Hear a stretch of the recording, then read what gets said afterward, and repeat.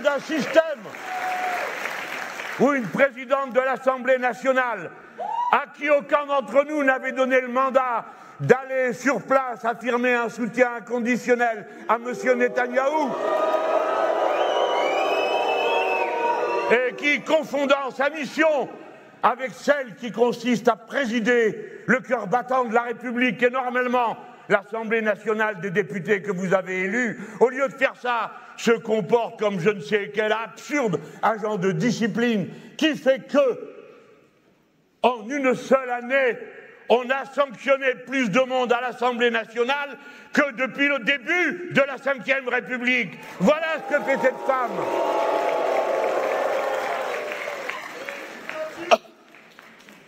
Oui, un moment d'éducation collective. Vous tous, quand vous repartirez, et déjà vous êtes venus pour montrer par votre nombre la force que nous sommes, car votre nombre rassure l'isolé, rassure celui qui souffre sous le joug, qui l'opprime, rassure celle qui est toute seule. Ils savent que nous sommes le nombre et que nous nous tenons serrés les uns aux autres dans les assauts intellectuels que nous menons.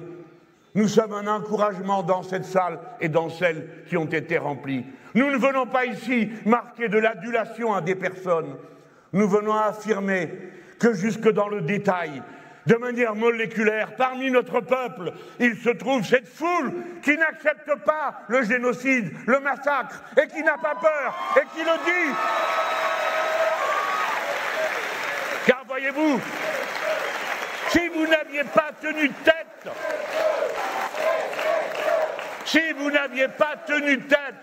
alors, si vous ne vous étiez pas groupés autour de nos drapeaux, si vous ne vous étiez pas groupés autour de vos députés qui ont défendu notre cause sans relâche, alors vous auriez été isolés, dispersés, à subir le bombardement des arguments pourris qui se déferlent nuit et jour sur les chaînes d'information, c'est-à-dire de désinformation.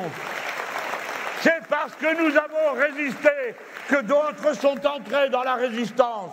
Voilà la vérité. Le courage encourage les courageux. Les autres sont des irresponsables qui se masquent les yeux. Ou bien c'est la haine qui l'a emporté dans leur esprit et dans leur cœur.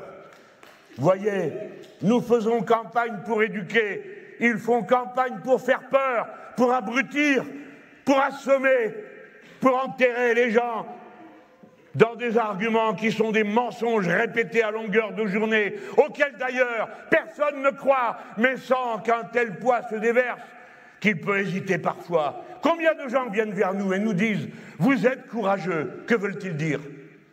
Quel genre de courage manifestons-nous? Où sommes-nous menacés? Je veux dire, à part ceux d'entre nous qui reçoivent des lettres de menaces de mort, à part ceux d'entre nous qui sont agressés nuit et jour au téléphone, qu'il faut changer d'adresse, etc., etc. Quel courage! Oui, nous affrontons le système, parce que comme l'a très bien dit Rima il y a un instant, la question de la Palestine à cet instant concentre tant et tant d'autres questions politiques fondamentales. Et pour vous, chacun d'entre vous, à cet instant, vous savez que la Palestinienne, le Palestinien et ses enfants incarnent la cause des dominés, des humiliés, contre les puissants qui pensent qu'ils ont tous les droits. Voilà qui nous sommes.